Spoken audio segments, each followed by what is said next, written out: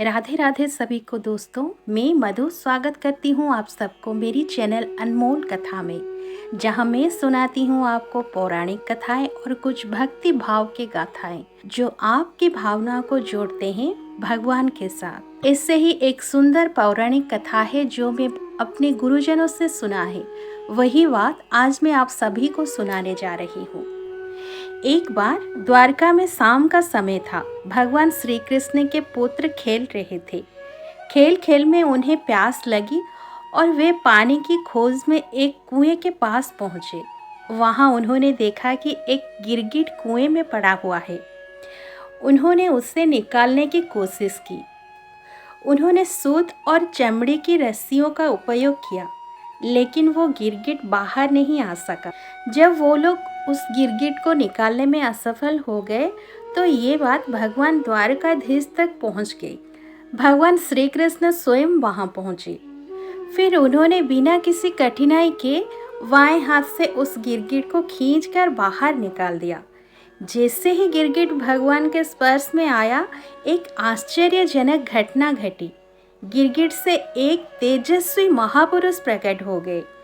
भगवान श्री कृष्ण जो कि त्रिकालदर्शी हैं और सब कुछ जानते हैं, उन्होंने फिर भी उनसे पूछा, हे देव पुरुष, आप कौन हैं और आपको ये स्थिति कैसे प्राप्त हुई? आप गिरगिट क्यों बने? कृपया अपना परिचय दीजिए। उस महापुरुष ने उत्तर दिया, प्रभु, मैं राजा नृग हूँ। मैं एक चक्रवर्ती सम्राट था और प्रसिद्ध दानी भी था। आपने मेरे नाम के बारे में अवश्य सुना होगा। मैं आपको अपनी कहानी सुनाता हूँ। राजा नृग ने बताया, प्रभु, मैंने अपनी युवावस्था से ही अनेक दान किए हैं। मैंने असंख्य गायों का दान किया और वे सभी गायें दुधारू, सुंदर और सुसज्जित थी।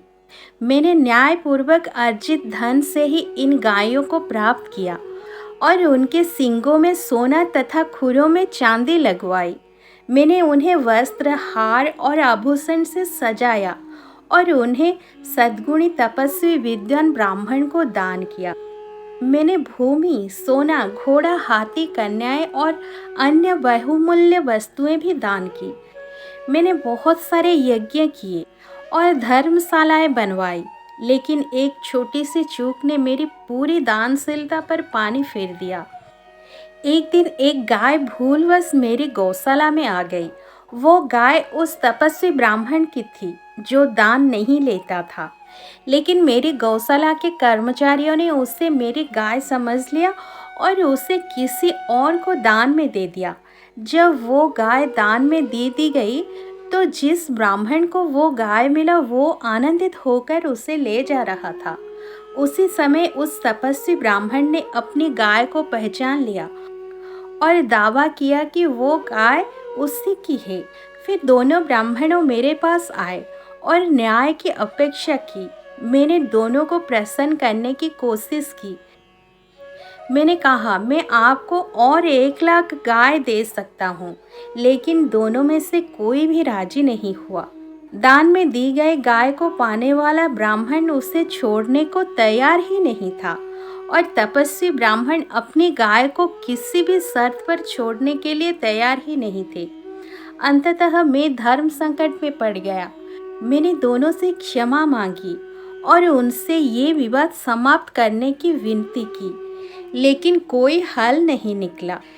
जब मेरी मृत्यु हुई तो इस छोटी सी चूक के कारण मुझे यमलोक ले जाया गया। वहाँ धर्मराज ने मुझसे पूछा कि क्या मैं पहले अपने पाप का फल भोगना चाहता हूँ या पुण्य का।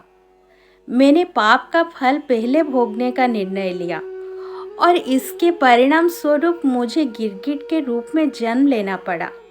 द्वारका के इस कुएं में मैं लंबे समय से पड़ा हुआ था और कष्ट भोग रहा था, लेकिन आज आपके स्पर्श दर्शन से मुझे इस गिरगिट के शरीर से मुक्ति मिली।